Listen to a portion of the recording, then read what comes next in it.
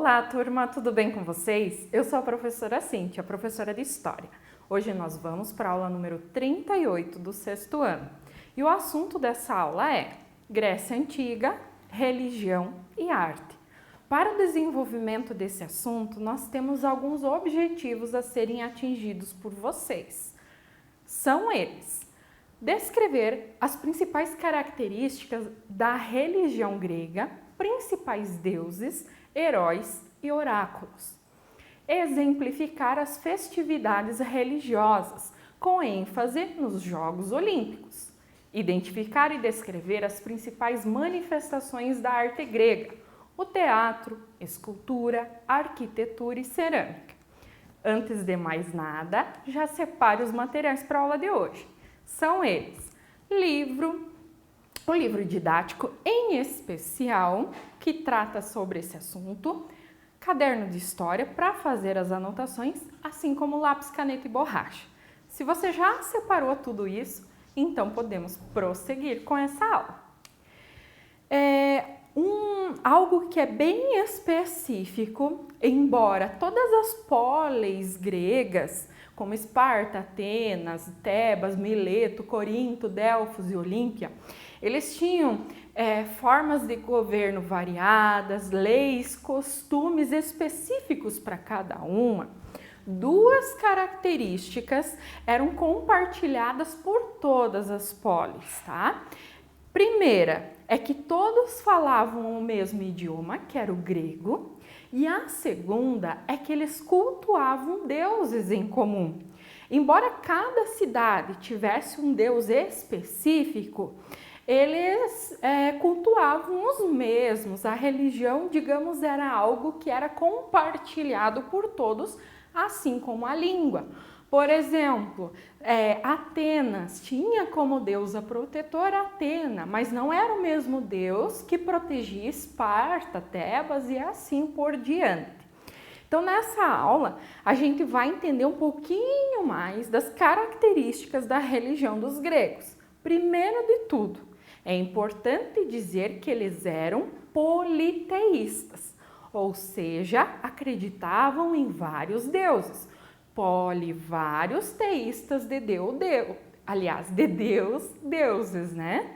Os deuses, eles tinham características semelhantes aos humanos, eles viviam e se comportavam como os humanos, com qualidades e defeitos, alegrias e sofrimentos. Então, eles tinham pontos positivos como pontos negativos, sentiam raiva, sentiam amor, tinham inveja, mas tinham compaixão também. A diferença estava em quais quesitos? Eles não envelheciam, não contraíam doenças, eram imortais e extremamente poderosos, tá? Sobre os deuses gregos, coloquei para vocês os 12 principais. Nós temos o Zeus, que é o superior a todos, que comandava os céus. Nós temos Poseidon, que reinava sobre os mares. Atena, a deusa da sabedoria e das táticas de guerra. Hera era a deusa da maternidade, do casamento e das mulheres, inclusive esposa de Zeus. Deméter era a deusa das estações e da agricultura. Hefesto, deus do fogo e dos metais, dizem que ele era extremamente feio e era ainda casado com a Afrodite, a mais bonita das deusas. Ares era o deus da guerra e meio-irmão de Atena. Ártemis, deusa da caça, dos animais, da vida selvagem, da virgindade e da lua. Hermes, mensageiro dos deuses, criador do fogo, guiava os mortos para o mundo subterrâneo de Hades. Apolo era o deus das artes. Dionísio, deus do vinho e do teatro, deus também do prazer. A Afrodite, deusa da beleza, do amor e da fertilidade. Esses 12 que ficavam no Olimpo e tinham poderes superiores e também poderiam entrar em contato com os humanos, tá? E quando eles se relacionavam com humanos, poderiam ter filhos. Da união de um deus com um humano, com um mortal, nasciam os heróis, ou também chamados de semideuses. Eles eram capazes de realizar atividades praticamente impossíveis para os humanos, mas que, no fundo, os semideuses eram mortais como os humanos, mas tinham essa força superior, tá? Coloquei alguns exemplos. Nós temos o Aquiles, que falamos numa aula anterior sobre a guerra, né? E que o ponto fraco de Aquiles era o calcanhar. Hércules, dos 12 trabalhos, talvez um dos semideuses ou herói mais conhecidos entre todos. Daí tem Perseu, Teseu, Ulisses, Atalanta, Ajax, Édipo, Belerofonte, Helena de Troia. Até no filme Troia fala sobre ela, que despertou interesse, até por esse amor acabou gerando uma guerra. Cada um tem uma história por trás, um mito por trás muito bacana. Até uma sugestão, busquem esses mitos, busquem essas informações. Talvez vocês já tenham. Muitos, quando eu trabalho isso em sala de aula, já vêm contando para mim, professora, sabe o Hércules, sabe o Aquiles. Então tem várias histórias e essa é a parte mais legal que temos dos gregos. Ainda, vocês sabiam que, com o intuito, com o objetivo de aconselhar-se com os deuses, os gregos tinham os oráculos, que eram sacerdotes que tinham esse poder de comunicar-se com as divindades. A palavra oráculo também significa templo e era o local onde essas consultas eram realizadas.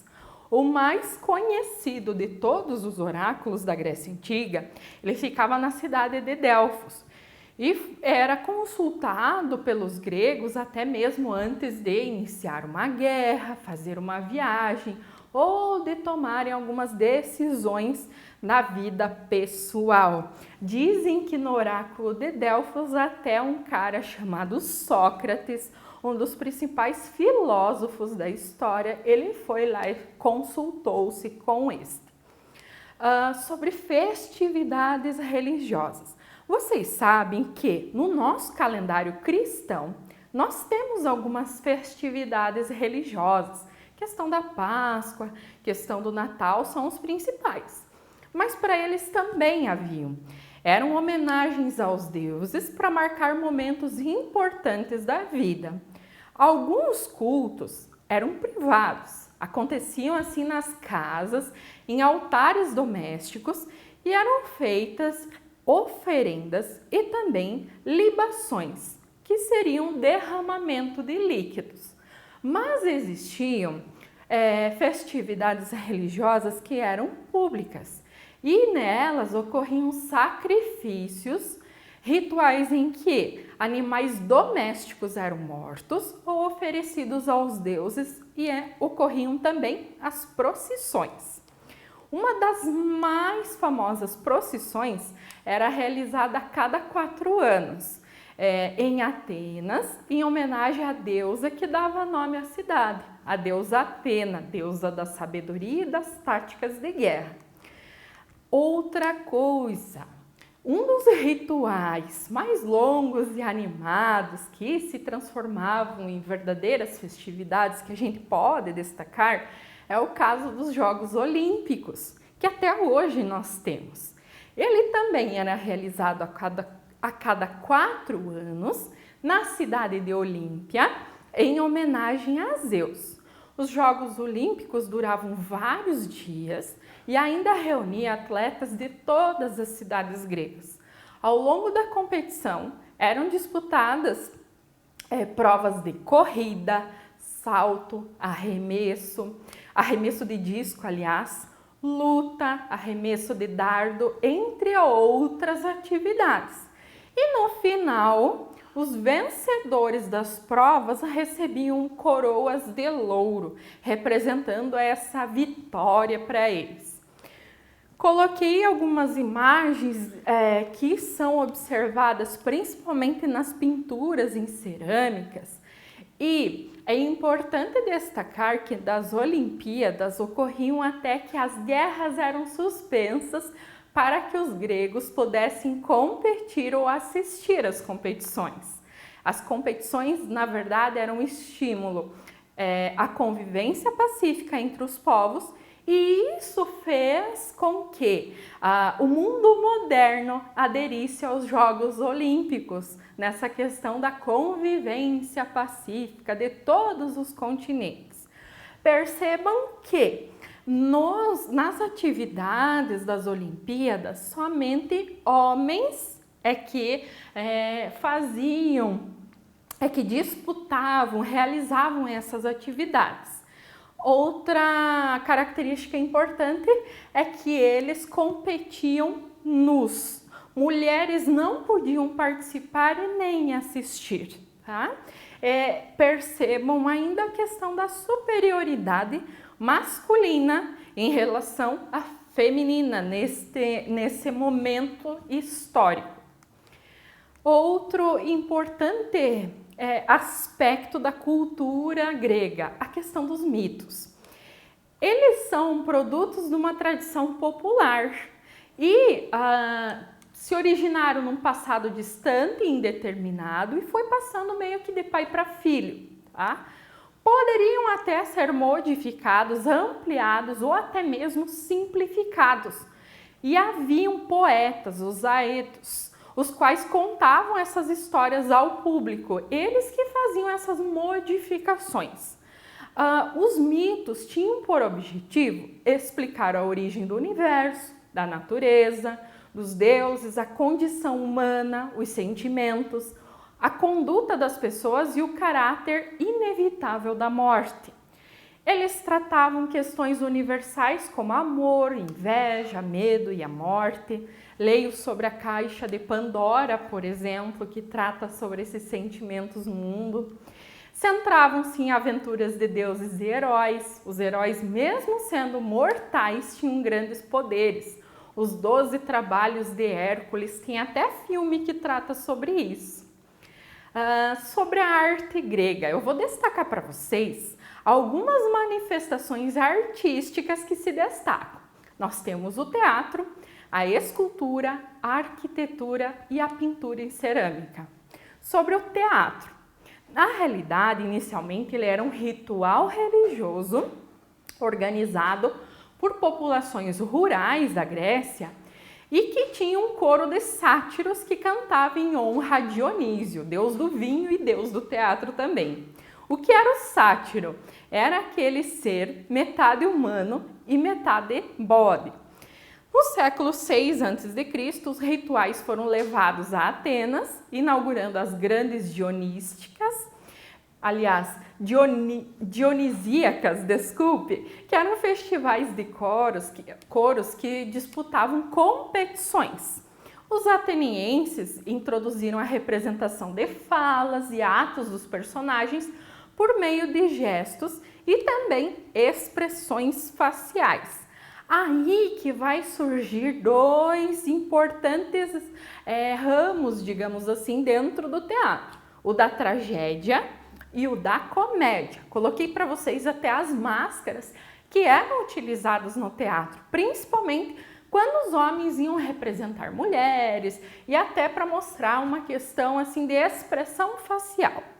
A tragédia, ela centrava-se no conflito entre a vontade humana, representada pelos heróis, e a vontade divina, que era representada pelos deuses. As tramas envolviam sofrimento, problemas que deveriam ser resolvidos racionalmente e com base em valores compartilhados pelos cidadãos. Já a comédia, ela surge depois da tragédia e tinha por objetivo provocar o riso, ridicularizando os vícios da população, os governantes, os artistas e até mesmo os deuses. Os gregos, eles viam por meio do teatro os próprios conflitos representados no palco. identificavam-se com os personagens, rindo, sofrendo, chorando, refletindo sobre suas atitudes do cotidiano. O teatro, então, para eles era considerado como parte da educação. Todas as pessoas podiam assistir aos espetáculos, com exceção dos escravos. E ainda nem todos poderiam encenar. Mulheres não atuavam nas peças. E os homens, quando iam representá-las, utilizavam máscaras no seu lugar, para representar a figura feminina. Sobre a escultura, outra manifestação artística importante dos gregos, talvez a mais conhecida e estudada, começaram a ser produzidas ali nas polis, inicialmente feitas de pedras, com formas rígidas que se pareciam com as das antigas esculturas egípcias. Era representado principalmente o corpo masculino, por conta dessa superioridade. Com o tempo, as formas humanas eram representadas de maneira mais realista possível. Se você for pegar as esculturas aí desse tempo, elas marcam muito, elas demonstram muito a questão dos músculos, a perfeição do corpo masculino. Utilizavam bronze, posteriormente, a pedra, e o mármore, materiais que permitiam criar superfícies mais lisas e com mais riquezas de detalhes. As estátuas, elas davam impressão, inclusive, de movimento. Parecia que a qualquer momento aquela estátua sairia andando, até movimentando-se. As curvas tornavam-as mais suaves, com o objetivo de representar as proporções do corpo humano mais próximo da realidade possível. A arquitetura dos templos, acredito que se vocês não estudaram, irão estudar em arte, dos jônicos, dos dórios, eólios, enfim. A arquitetura dos templos era muito específica, a gente vai ver essas colunas que tinham. Eles não eram locais de culto, pois as orações, sacrifícios eram feitos em altares que ficavam do lado de fora. E essas construções eram concebidas para serem vistas do exterior, provocando de certa forma um impacto por sua beleza, grandiosidade, equilíbrio de formas, tá? Elas abrigavam estátuas de um deus, era uma moradia terrena para as divindades. Os templos gregos, embora fossem imponentes, grandes, eles não faziam os homens se sentirem minúsculos ao seu lado. Era mais para contemplação. Sobre a pintura dos vasos gregos, elas são importantes fontes de história para nós, pesquisadores da atualidade. Representam valores, costumes domésticos e crenças dos gregos. Ainda as pinturas permitem conhecer mitos, tipos de vestimenta e adornos, cultivos e estilos de pintura. Vasos serviam para transportar vinho, água, grãos e outros produtos. Comumente eles tinham esse fundo preto e o desenho era feito em cor mais avermelhada, alaranjada. Na próxima aula, falaremos sobre a filosofia e as ciências da Grécia Antiga.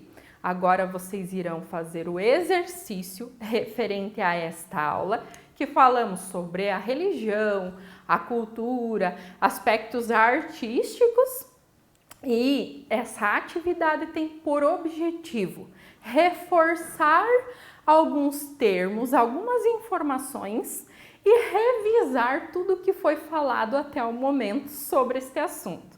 Bons estudos a todos, até a próxima aula, um abraço e tchau!